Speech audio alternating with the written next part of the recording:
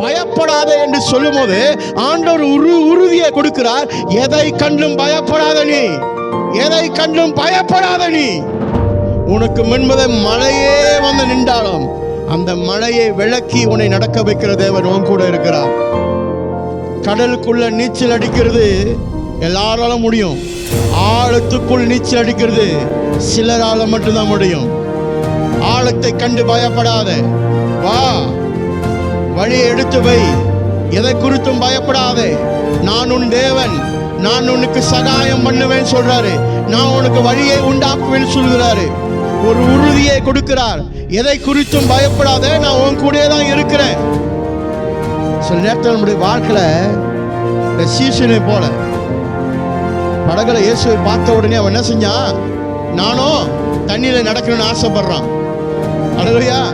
உடனே ஆண்டவர் இயேசுவை பார்த்து என்ன சொல்றான்? என்னையும் தண்ணியில நடக்க வைங்கன்றான். ஆண்டவர் என்ன சொல்றாரு? வா. என்னது? வான்னு கூப்பிடுறாரு. இவனும் காலடைய படகுல எடுத்து தண்ணீர் மேல வச்சு நடக்கிறான். ஒரு ஸ்டெப்பு, 2 ஸ்டெப்பு தண்ணீர் நடந்து வரான்.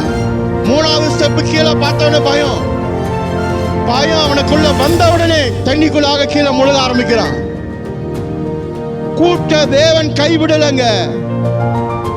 அவருடைய கரத்தை கொடுத்து விழுந்தவனை மறுபடியும் தூக்கி நிற்க கர்த்தரால முடியும்.